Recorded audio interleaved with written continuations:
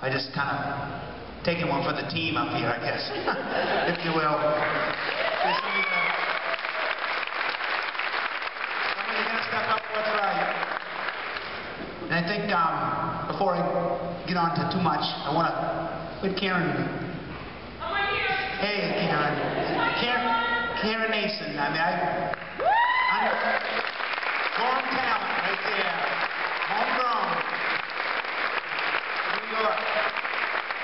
I want to thank her band. I know they've kind of cleared the stage, and Karen recognized them. I want to thank the Landing for putting up with us tonight. Hopefully we'll leave the place in looking good for them, not too much of a mess.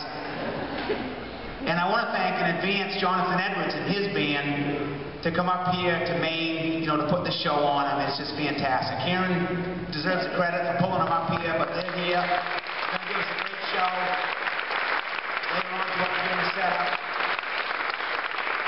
And, what's interesting, if I don't get around to say hi to everybody, I'm sorry. I'm trying to get around to as many as I can, but I see a lot of faces that I haven't said hi to. Thank you very much for coming. And it's kind of an interesting dynamic getting involved in politics. It kind of consumes you. And it's the type of thing where I should be out like shaking hands with people in the town, and the people I want to get to see, my friends and everything else. They're probably going, Shawn's running for office. I haven't seen him since, I was expecting to get votes. I haven't seen him. But I miss you. I really do. Gorham is a wonderful community, and all the people that are here tonight, the friends, the family, and the support. There'll be life after November 2nd.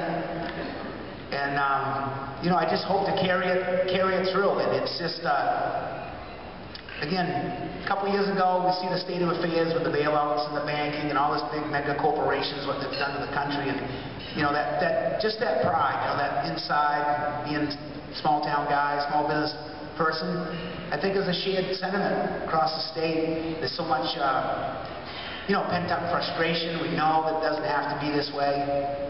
And we're just looking for somebody with the vision, the leadership, and the communication skills to take Maine in the right direction. And we're obviously facing some difficult times, some challenging times with the budget situation.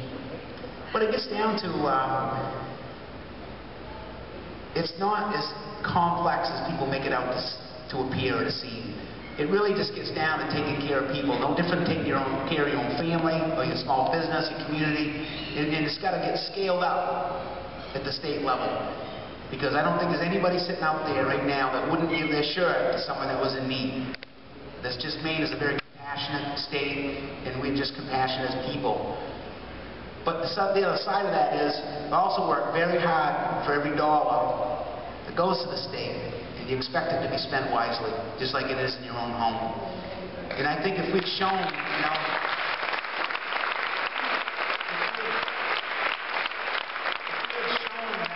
fiscal responsibility and the fiscal discipline years ago when times are good, it would really take the bottom out of this dip.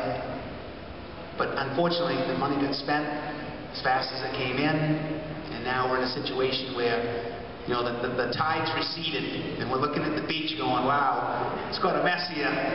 The cash flow's dried up. So I just felt compelled to step up what I felt was right. And again, I'm just so proud to represent the state of Maine. Again, a small town guy, worked hard, just like everybody here in the crowd.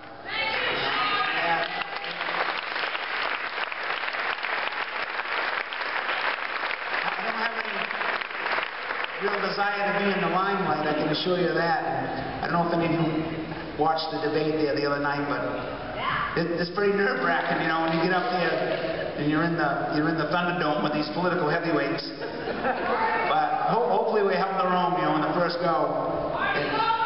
That's right. We said the party's over.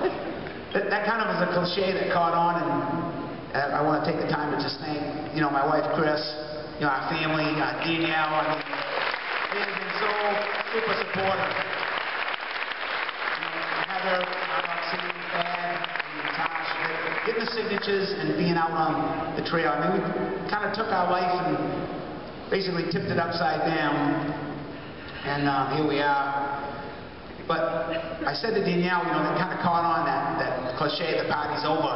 I said, well, Danielle, we've got to think about this, okay? I said, if you're an opponent and we're polling right now at 5%, okay, now we're going to put out in front of everybody the party's over. I said, you know, that could kind of come back to haunt us a little bit. But the spirit of the campaign, I said, you know what, throw it out there and we'll take care of it if we get something our way.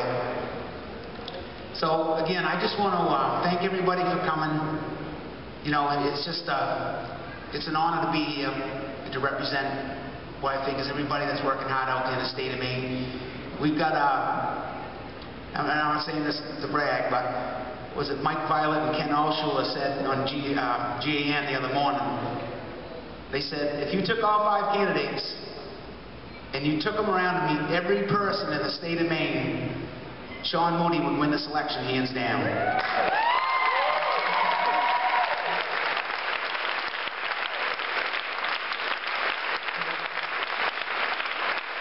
We got about 4 weeks to go, and I got 1.2 million more people to meet. But, well, you know, we're going to keep getting after it, and I can assure you that I think about you guys a lot. You know, we've driven a lot of miles. Maine is a big geographical state. There's a lot of wonderful people out there working hard like we all do in our own local communities. But I think about you a lot. Get some windshield time, and I miss you. And we're going to give her all we got to November 2nd. And thanks for your support. We're taking it to the Blaine House.